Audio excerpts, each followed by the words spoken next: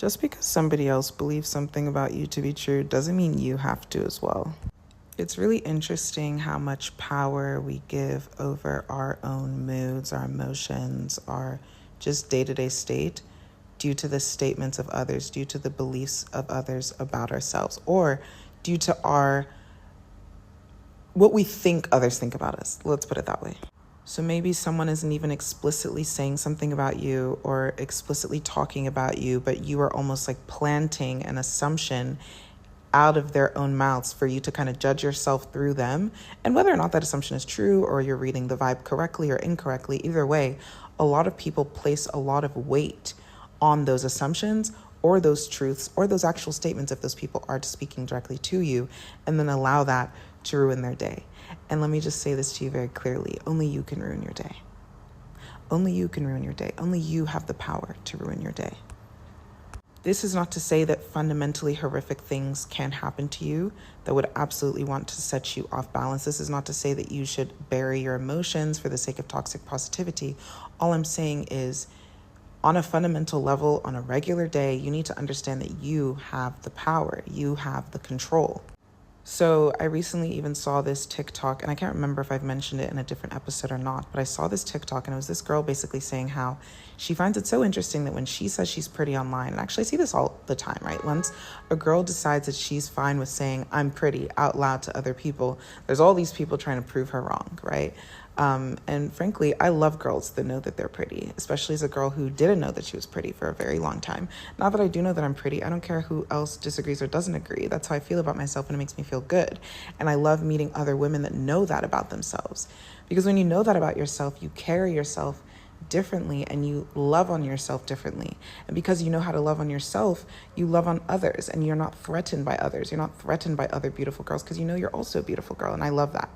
And it's what kind of makes me not take a step back, because I think it's very valid for people to have insecurities, but it's like I will try my best to breathe life into people. And if I feel like I just can't do that, then I will take a step back, because I know how it can get spooky. It can get scary when you are around people who not only lack confidence, but lack confidence to the point of projection. But anyways, of the many videos I've seen on this topic, I did see this one video of this girl saying how it was so interesting how whenever she would call herself pretty, there'd be all these guys flooding her comments saying that she was mid, and how could she rate herself a 10 out of 10? These are all the reasons why she's not a 10 out of 10. And she literally drew it visually as like a Venn diagram that had no intersection. So just two circles, where it's like in this circle over here, she describes herself as pretty. That's how she feels. That's how she identifies. She's a 10 out of 10. Right? And over there is a completely separate, non-overlapping circle of people that disagree with her, that think she's ugly. And that has nothing to do with her. But for whatever reason, when she says she's pretty, she comes online and these people make the circles touch. And they assume that because they think she's ugly, she must believe that she's ugly too. And they actually have to prove it to her logically why her features aren't right, or this isn't right, or she's mid, or there are other girls prettier than her. And because they believe it, they think she should believe it too. And these two completely disparate, non-overlapping circles now have to be Venn diagrams in these men's head, because that's why they're flooding her comment section trying to prove her wrong. But the reality is it doesn't matter. Like I love an agree to disagree moment, because at the end of the day, like, yes, people will call me argumentative. It's just because I like to think out loud. I don't even realize that I'm arguing with someone until like the conversation is getting closer to the end. And I'm like, wait, I think they're like mad. And even if I sound passionate when I'm speaking, like I'm never mad, because what is there to be mad about? Like, life is just life. We're just having a chat. Okay, we're just having a chat. We don't have to agree. But agree to disagree should be the heart of what's going on in that situation, right? Because like, agree to disagree. She thinks she's hot. You don't agree to disagree. But it's never that. It's always, I need you to feel as badly about yourself as I feel towards you. Or even if they might have actually thought she was pretty, maybe she was insecure, and it would have been that, oh, I'm uplifting this small broken person, or whatever it is, right? Maybe it would have flipped the script.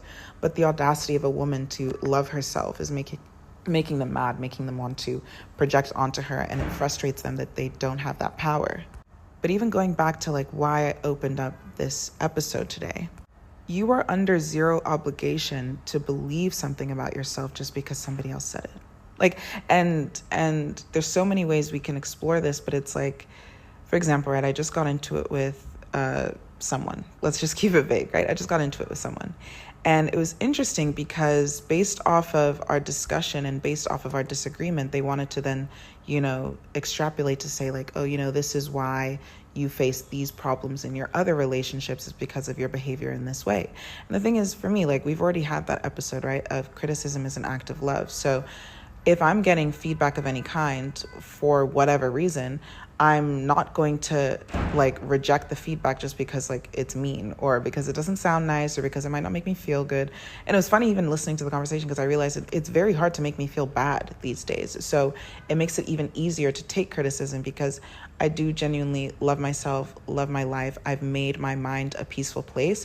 And so it makes it a lot easier to hear, quite frankly, anything negative about myself because I take everything as feedback. Like all failure is feedback. All feedback is feedback. Like any information about myself, good or bad in the eyes of others, for me is useful. It's good. It's information. It's data points. And I can use that to shape myself into a better and more evolved person that I can continue to love even more because I already love myself so much and I can only get better from here, right? So it was interesting having that conversation, and it was clear that I think this person was trying to hurt me because we had a disagreement, and I'm not invalidating their feelings or their desire to do so because sure, like, I'm not perfect. Like I'm sure I piss people off, and I think in that situation I was probably wrong in some ways, of course. But at the same time, it was interesting because just because I'm wrong in that situation or whatever it was, does not mean I'm going to allow you to now then draw blanket conclusions about my life and then decide that I have to feel that way about it, right? Because for one, I'm a very logic-driven person. So even though I can be aware and sensitive to emotions for the most part, I prefer logic. And once the logic doesn't check out, I don't want to say it irritates me. I just have a little bit of impatience towards it because it's like, yes, everyone is entitled to your feelings. And even if you don't have a perfect logic to back up your feelings, that doesn't invalidate your feelings necessarily. But at the same time, we can't just like completely derail from the facts and completely derail from just like common logic or like the facts of a situation chronologically, the context. We can't derail completely from factual context just because you're upset about something. And so when this person was trying to then like extrapolate and make all these claims around like why I've gone through certain situations in other relationships and all of this stuff, and it's just like, no, it just made me pause and think, like, after the conversation was over, it was like, yeah, like, I feel like a different person might listen to that and be like, and the thing is, I'm taking the feedback, right?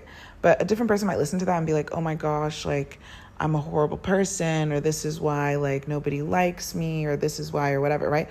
Just take whatever that statement was that this person made towards me and decide that I have to agree and then now feel bad about it and take it as fact. But it's like, no, because I can compartmentalize the fact that, like, sure, I'm wrong in this situation. This is the reason why I'm wrong. This is how I would have preferred to handle the situation. Next time, I will handle it differently. But to then take this situation and make blanket statements about other things that are literally not apples to apples whatsoever, and remove the context from other situations to then make blanket statements about, oh, this is how you should feel about your relationships. This is why people move weird around you. It's because you do X, Y, and Z. It's like, I don't actually have to believe that.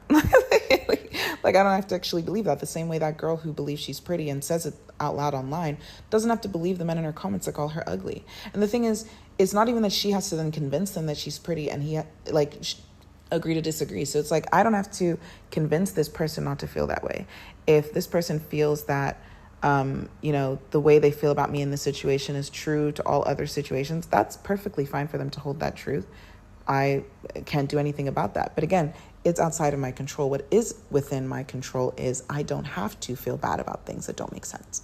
I don't. And frankly, I don't have to feel bad about anything, because even if something is genuinely accurate, negative feedback about me, it's information. And I feel like I just really wanted to come and tell you guys that, because it's information. And the more you treat things you learn about yourself as information instead of judgment, as information instead of virtue signaling, as information instead of this is what defines my worth as a human being, it makes it so much easier to do things that allow you to gather information. It makes it easier for you to give yourself opportunities to try. It allows you to give yourself opportunities to try and fail. It allows you to give yourself opportunities to put yourself out there and be rejected. It allows you to give yourself opportunities to make mistakes, whether those are relationship mistakes, work mistakes, school mistakes, any kind of mistake. because you realize that ultimately a mistake is a mistake, but if you don't make a mistake, you also can't get corrected. So you won't know the right answer until you try something. And when you start to realize that all negativity coming your way can be channeled into something productive, and this is not to say like productivity culture and you have to be perfect and you have to always evolve. Like that's my personal thing. I like to evolve as a person, but I'm not telling you to chase some kind of perfect ideal. You are worth loving just as you are today. But that's actually especially what I'm zooming in on, right? Is that you are wonderful just as you are. You're deserving of love just as you are. And anything you don't like about yourself is just something you can change. And anything you learn, right, from other people about yourself that's negative is, again, data that you can then say, okay, this is a trait I don't like about myself, or this is a trait I do like about myself, and they don't. Because again, right, not everyone has the same value system. So you have to remember that when people are judging you or people are making statements about you, do you even respect the person saying that, or do you agree with the worldview of the person saying that? Because if you don't, why do you need to fit into their worldview? Why do you care? Why do you care to be measured by someone that's not measuring like with the same measuring tape as you are? Like like a yardstick and, you know, a 12-inch ruler, like they're not the same thing, you know? So why allow someone that only has the bandwidth to measure with a 12-inch ruler, measure you, who needs to be measured with a yardstick? Like, I mean, I'm not even great with measurements. I don't even know what a yard means, to be honest. I'm pretty sure it's longer than 12 inches. I don't know. But you know what I'm saying? Like, maybe it's not actually. That actually could be wrong. But what I'm saying is, like, just be very careful about what you hear and what you choose to internalize. And I'm not saying only internalize positive feedback. I'm actually saying that take everything as information and then decide, right? Decide. So instead of being ruled by your emotions, so something happens, you react. You feel strongly, you feel sad, you feel disappointed, you feel this, right?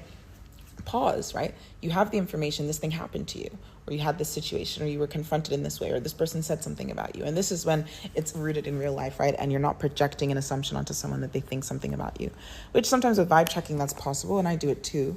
But let's assume, right, a situation actually manifested in real life.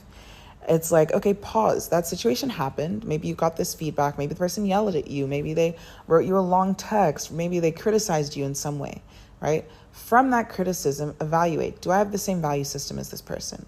Do I have to agree with this person?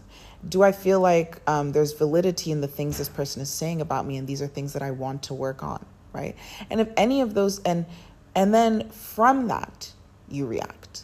So you don't react out of emotion. You don't shoot back off at them, say horrible things back to them because, you know, they hurt you. Not, well, you hurt them. Maybe they hurt you. Now you want to hurt them back even more because you're feeling like, why have this vicious cycle?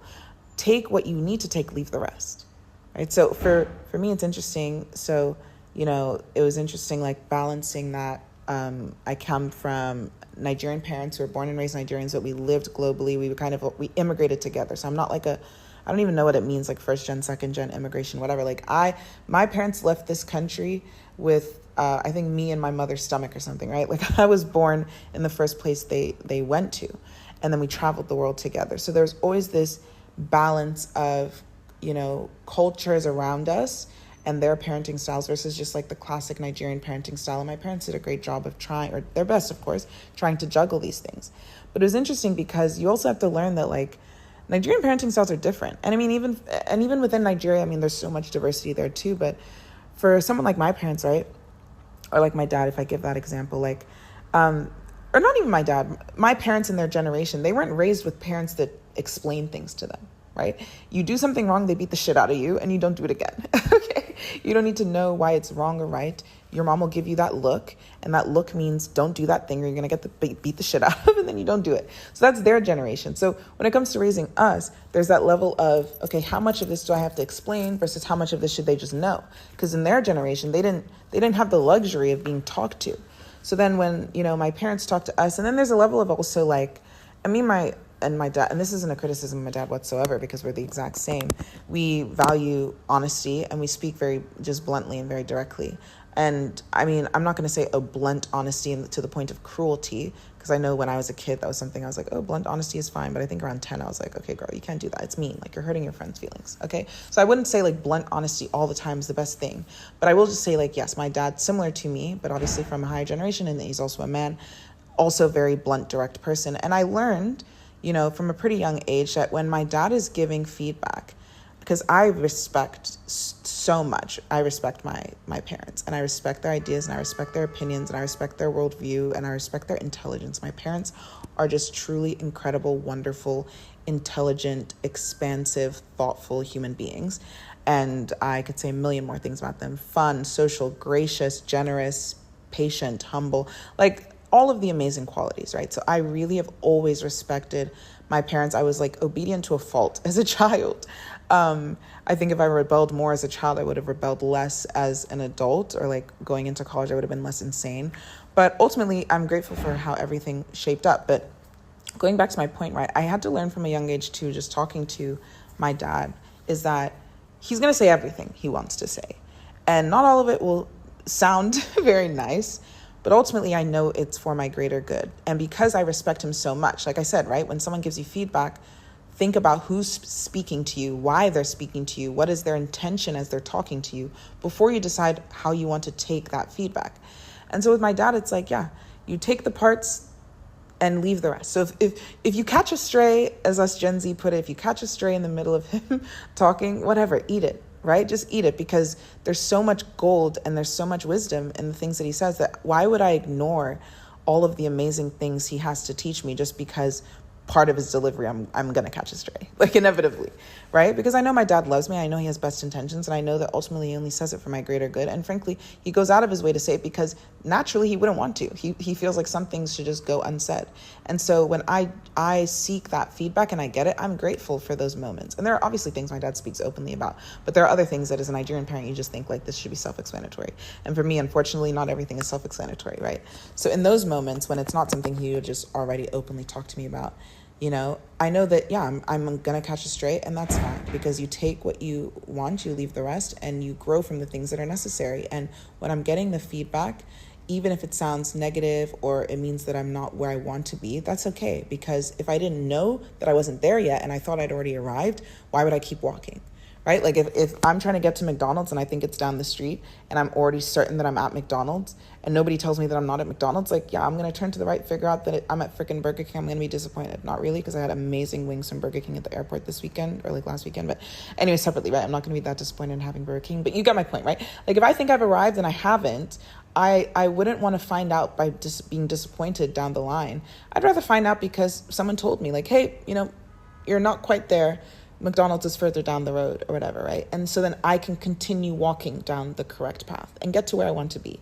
And that's how you have to take feedback and criticism. You have to take it as direction, right? Take it almost like a roadmap. Take it as guidance, but be very careful who you take guidance and direction from, because again, it's a map. Are they trying to take you to where you want to go?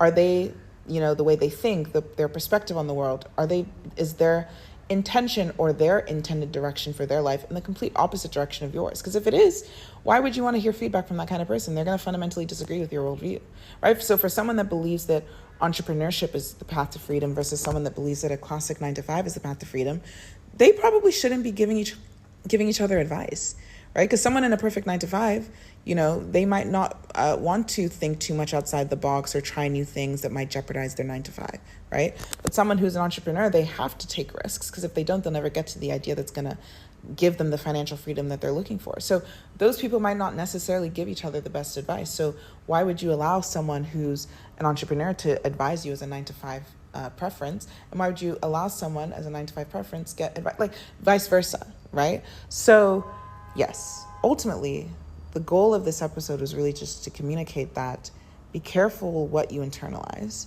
All feedback is positive, actually, because all feedback, after you evaluate it for what it is critically, in alignment with your own personal values, after you filter it through what you need to filter it through, all feedback is positive, even the most negative, heinous things someone can say about you, because ultimately it will either push you to grow in the right way, or it'll let you know, like, hey, this is what the haters are saying about me, good to know, or whatever it needs to do, right? And ultimately, if you are hearing something that you wish you didn't have to hear, just also be aware that, yeah, this is pointing out a trait about myself that maybe I wasn't aware of. And even as I talk about the situation with the person that made me even record this, like, I'm not going to immediately dismiss the things that were said, Even I'm thinking to myself, I'm like, Did they have a valid point in any other context? And frankly, I don't think so. But I'm pausing to think about that first, right? I'm not just going to immediately say, oh, well, they said something I didn't like, so therefore they're wrong. No. I mean, are people wrong when they're around me? Often, because I'm always right. No, not true. But, I'm not going to immediately dismiss that, but I am going to pause and think okay, this is this person, this is this situation, this is why they said it. Do we share the same perspective? This was my side, this was their side, who's right, who's wrong. But even separately from that, ultimately, the feedback this person has for me, how can I grow from it? I've extracted that for myself, and that's what I'm going to take away from it. And even if they made more wide sweeping generalizations that I disagree with, I'm not going to internalize those things and then start rethinking all these past situations to make myself feel bad because I just disagree. But if, I thought they had a valid point, then it would be useful for me because then it's okay, well, if that's the pattern that's repeating itself in my relationships, then maybe it's worth noticing so that it doesn't repeat itself again, if I agreed. But again, something happens, you pause, you critically reflect on all the different factors, you filter it, and then you take what you need and you leave the rest. And remember always that you have the power to decide how a situation affects you. Love you guys so much. My name is Abi Mudo. Welcome to Live LUMANI if you're new here, and thank you for still being here if you've been here before. Hit that follow button. Since you've made it all the way to the end as a fun little treat. Rate it 5 stars if you like the podcast. If you don't like the podcast, don't leave a rating. And if you want to hear more from me across any other platforms, you can check the link in the description. But frankly, I think this is my favorite platform. So yeah, love you guys, and I will see you next time. Mwah.